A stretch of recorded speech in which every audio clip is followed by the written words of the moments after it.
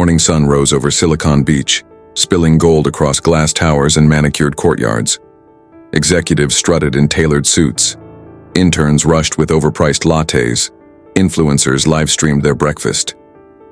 This was Athracorp, the heart of the tech elite, where image meant everything, and humility meant nothing. In the middle of this polished world sat a quiet bench, worn, brass-plated.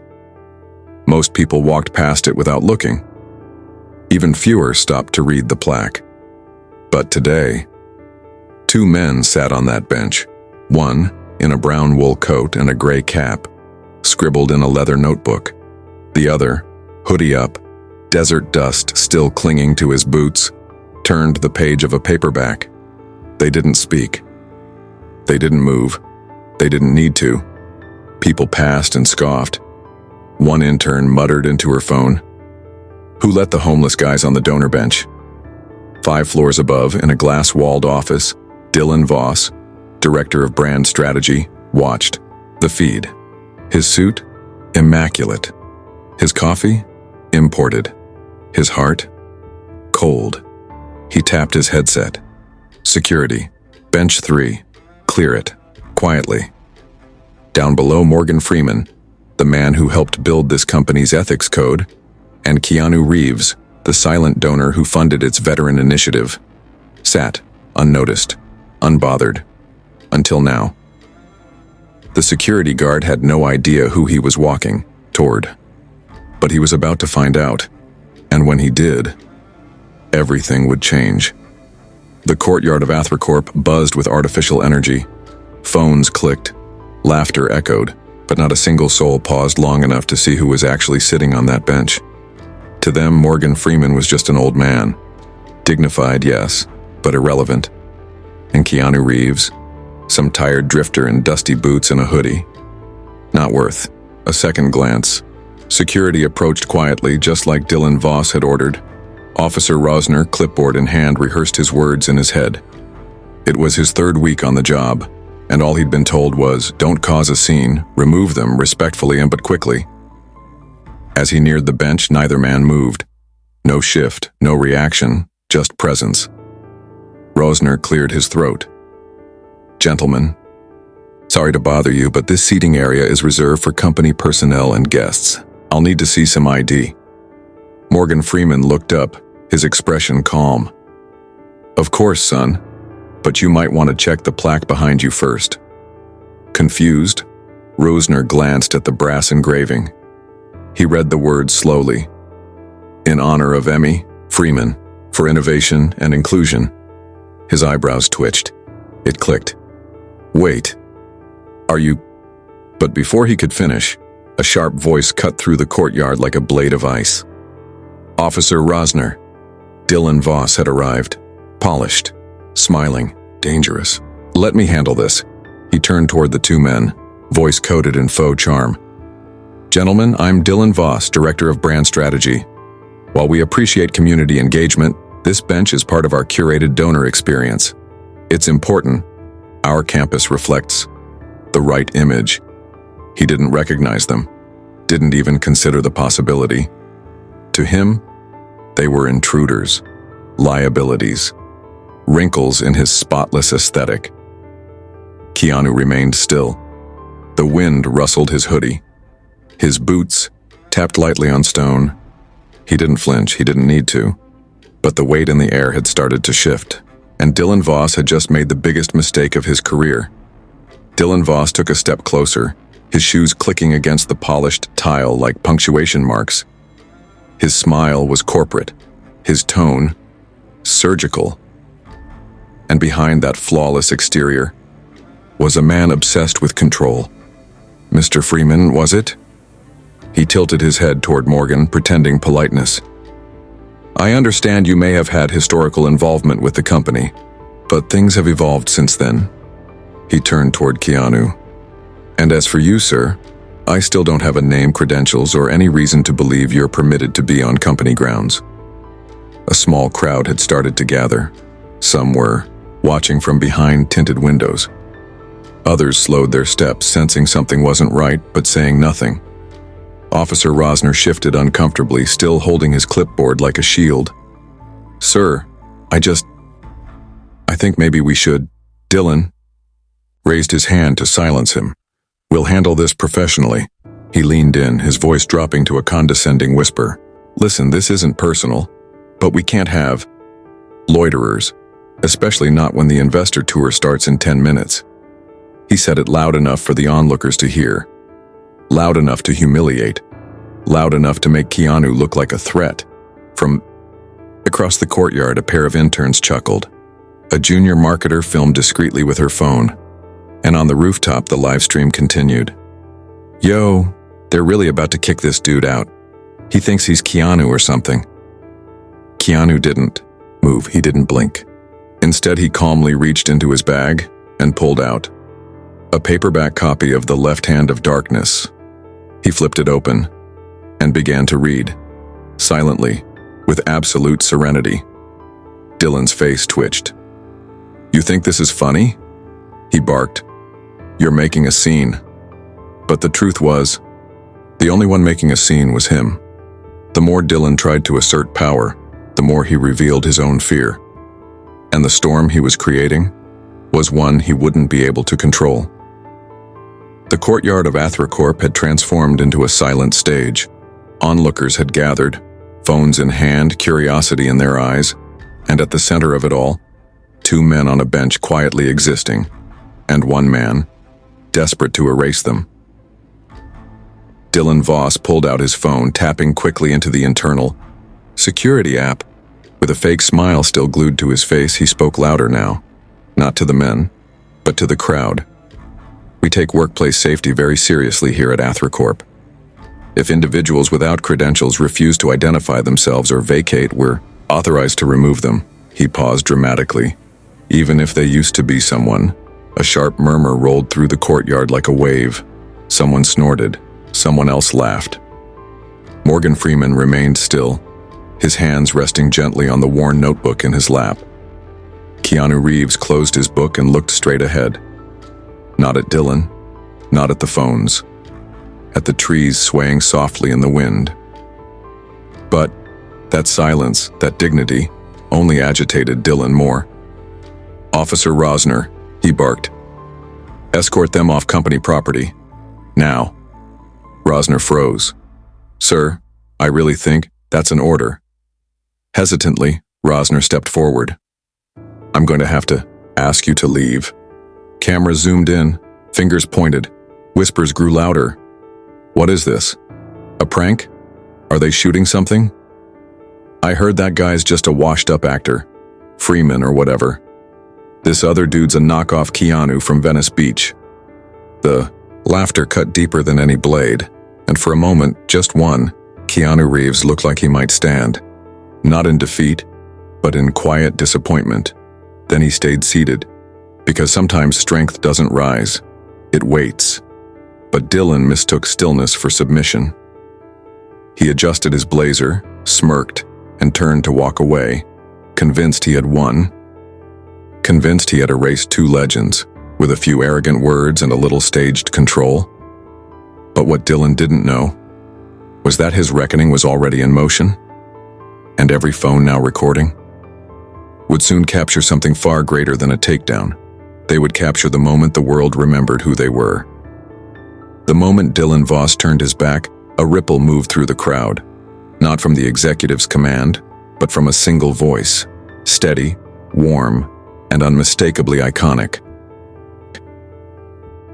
"You know," Morgan Freeman said, his tone gentle, "it's strange how quickly people forget what they once stood for."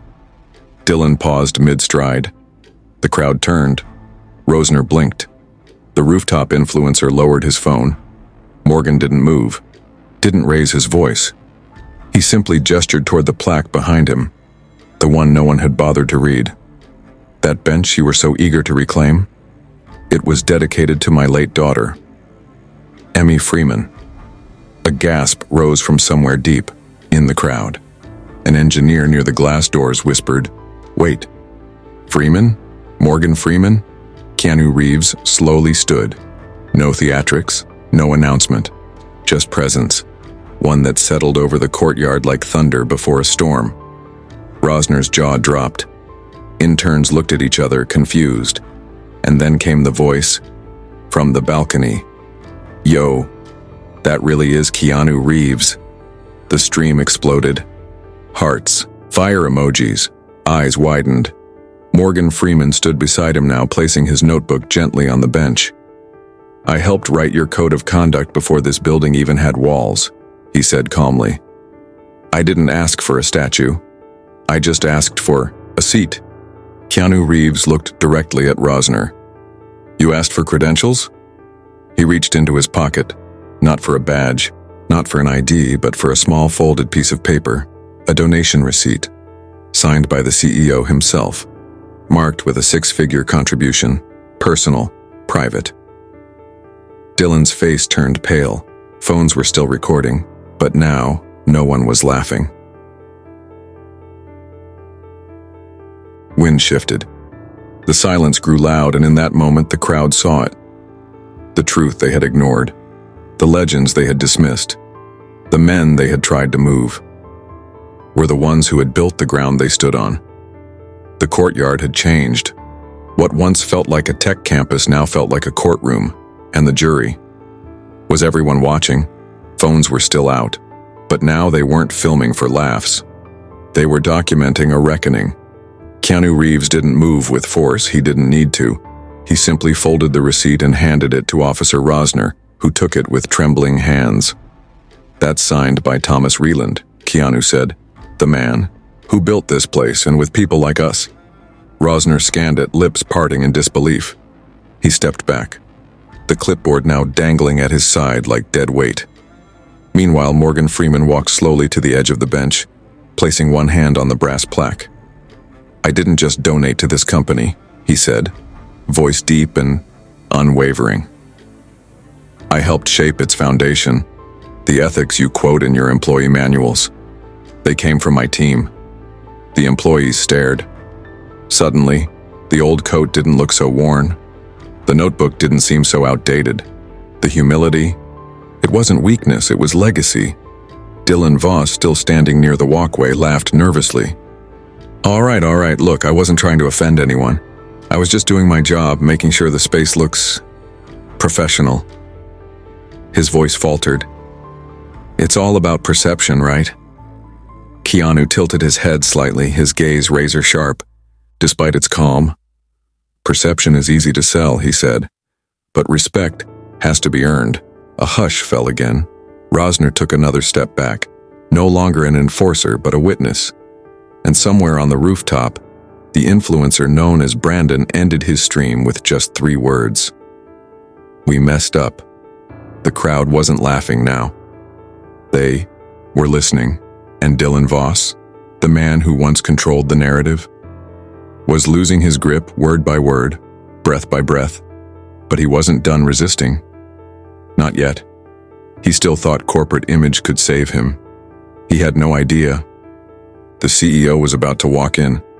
Dylan Voss stood stiffly now, his rehearsed charm unraveling thread by thread. His voice cracked ever so slightly as he tried to retake control. "Let's not escalate this any further," he said, hands raised like a politician caught mid-scandal. "We all want the same thing here. Harmony, inclusion, respect." "Respect?" Keanu Reeves finally spoke, slowly stepping forward. Not loud, not angry, just undeniable. "You sent security to interrogate a man sitting on a bench dedicated to his daughter. You didn't ask who he was. You decided who he wasn't, based on his coat." Dylan's jaw clenched. He looked around, realizing the eyes that once admired him were now questioning everything. Morgan Freeman stepped forward too, steady as stone. "You judged me by how quietly I sat. Not once did you stop to ask why I chose this seat." A soft gasp echoed from a woman near the cafe entrance. "A junior," developer whispered. "I think I read his paper in college." Dylan's polished mask began to crack. All right, he stammered. "I said I didn't recognize them. That's not a crime. We have rules here. Protocols." Keanu tilted his head slightly. "Then your protocols are broken." He looked around, at the crowd, at the interns, the engineers, the security guard still gripping the donation receipt. If kindness requires credentials, if worth demands a badge, then what are you really building here? Dylan tried one last jab. You're twisting this. You don't understand how high-level operations work. No, Morgan replied, his voice a thunderclap in slow motion. You don't understand how humanity works. Silence, the kind that drops like a curtain, final, heavy. And in that silence came the sound that shifted everything. The soft roll of tires on concrete, the smooth purr of an electric vehicle pulling into the courtyard. Heads turned, because the man stepping out wasn't another VP, wasn't an assistant. It was Thomas Reland, founder, visionary, CEO, and he had seen everything. The courtyard froze. The sleek Athracorp Signature One glided to a halt. A hush fell across the glass walkways, balconies, and cafe lines. Out stepped Thomas Reland, the elusive founder, the man whose vision built Athra from a garage startup to a global powerhouse. No entourage, no cameras, just a crisp white shirt, rolled sleeves, and eyes that saw everything. He scanned the crowd, the silent tension, the two men standing near the donor bench, and the visibly shaken Dylan Voss trying not to breathe too loudly. Then Thomas saw the plaque. His eyes dropped to the brass engraving. He blinked, his voice cut through the air, low, controlled, commanding. Mr. Freeman? Morgan Freeman turned with a calm nod. Good morning, Thomas. A collective gasp rippled through the courtyard like a wave breaking on steel. Then Thomas turned to the man beside him, his breath hitched. He took a step forward. Mr. Reeves. He was almost stunned. I had no idea you were visiting today. No one informed me. Keanu Reeves offered a polite nod, saying nothing. Thomas turned slowly to face Dylan, the color draining from his skin. Would you care to explain, he asked coldly, why two of this company's most valuable contributors were being interrogated by security on a bench we named in their honor? Dylan stammered, sweat blooming beneath his collar. I didn't recognize them. There was live streaming. I followed protocol. You followed arrogance, Thomas said. The crowd fell completely silent. You humiliated Morgan Freeman. You tried to remove Keanu Reeves. His voice was no longer raised. It didn't need to be. It struck harder because it was steady. You don't just owe them an apology. You owe this entire company a moment of reflection. He turned to an assistant. Suspend Mr. Voss, effective immediately, pending internal review. The words hit harder than any slap. Dylan Voss stood frozen, humiliated in the same space he once controlled. And this time, no one looked away. Not a single person stepped in to save him, because now, everyone saw what he really was. The courtyard remained still. Dylan Voss stood like a statue, not out of strength, but paralysis. Once admired, now exposed. His arrogance shattered in front of the very people he tried to impress. Across the plaza, employees lowered their phones. The live streams ended. Not because the drama was over, but because everyone had seen enough. The final image was burned into their minds. Keanu Reeves, silent but firm. Morgan Freeman, calm but unshaken. And Thomas Reland, the CEO who had shown them all what leadership truly meant. Escort Mr. Voss inside, Reland instructed quietly. Two internal affairs officers approached from the glass doors. Not harshly, just professionally. No one jeered, no one clapped. But you could feel it. The shift in the air. The consequence had landed.